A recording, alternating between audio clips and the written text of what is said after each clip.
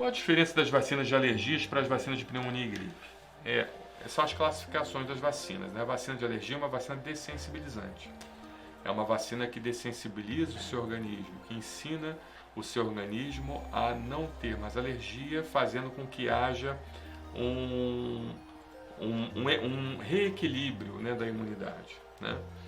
Ou seja, você precisa produzir os chamados linfócitos T reguladores, uma grande quantidade, porque o paciente alérgico é um paciente desequilibrado.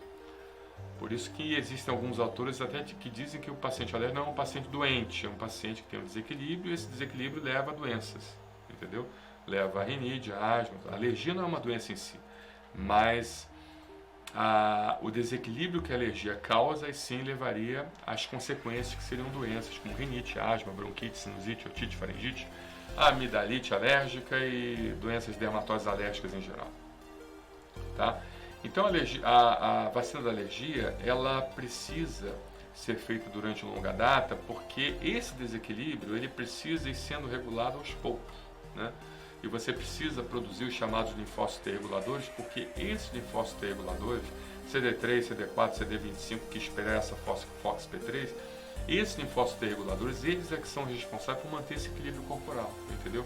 E você precisa de uma boa quantidade dos chamados clones de linfócitos T reguladores para manter uma estabilidade do equilíbrio corporal e fazer com que você não tenha, então, um processo alérgico. Um outro problema também é a produção dos clones de linfócito B, que vão produzir a chamada um anticorpo bloqueador da classe IgG4. Esse anticorpo bloqueador ele bloqueia a entrada, a fixação do anticorpo da classe IgE, evitando então com que haja a degranulação dos mastócitos, evitando então a ação dessa substância, levando ao processo alérgico.